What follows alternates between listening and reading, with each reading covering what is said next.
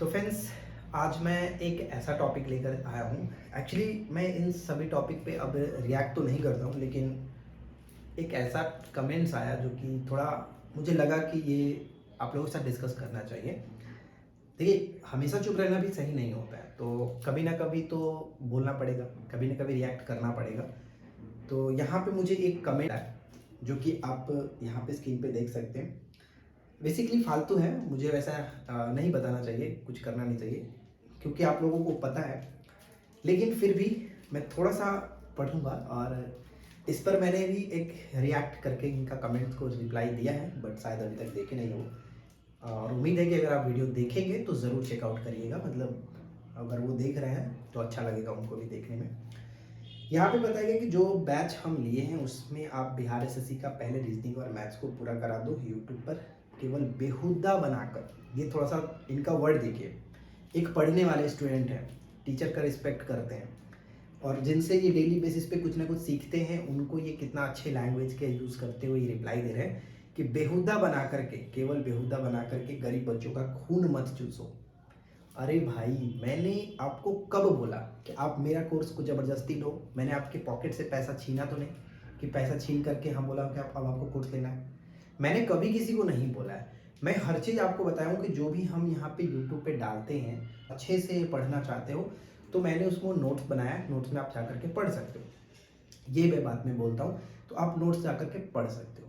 तो यहाँ पर ये ऐसा क्यों कह रहे हैं और साथ में रीजनिंग और मैथ्स की बात कर रहे हैं, तो मैथ्स का मैंने 66 वीडियो बनाया है और वो अर्थमेटिक मैंने अच्छे से कंप्लीट करा है।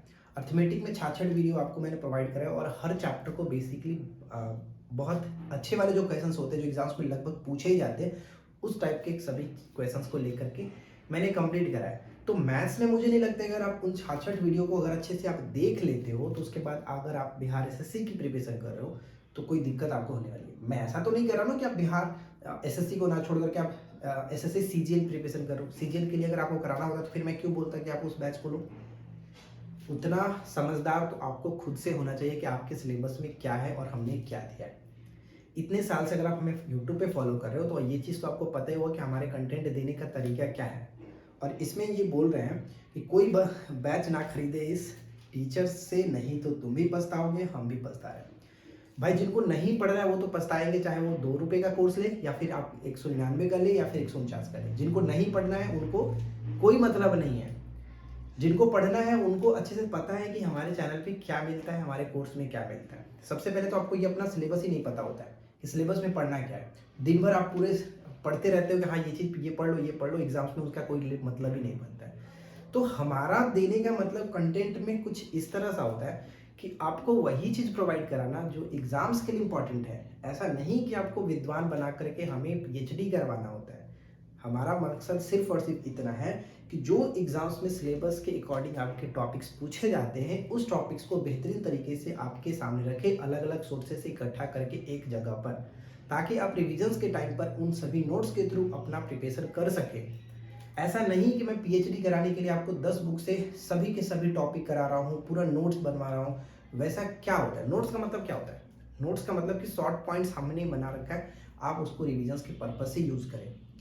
ठीक है, ये नहीं कि मैं ग्रंथ लिखवाने लगूँ। तो कुछ लोगों को यही चीज़ अभी तक नहीं समझ में आती है और अभी तक वो प्रिपरेशन पे ही लगे रहते हैं, प्रिपरेशन लगे में और दूसरों के नीचे कमेंट्स करने में लगे रहते हैं।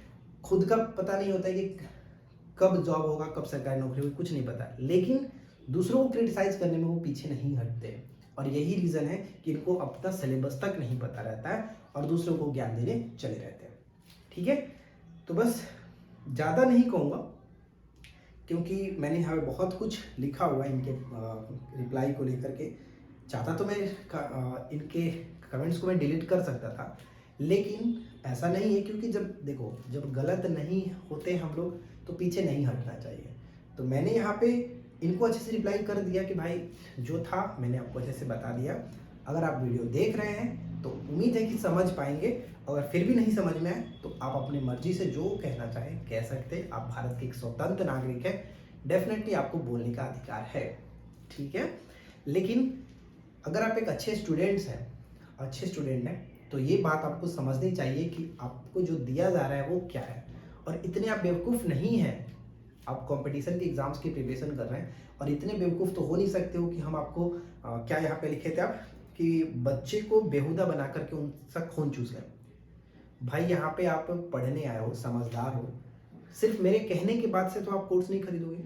कहीं न कहीं आपने हमारे मटेरियल को देखा होगा, जो भी लोग हमारे कोर्स को बाय कर रहे हैं, उनको क्यों कर रहे हैं? क्योंकि उनको सब कुछ बताया गया है।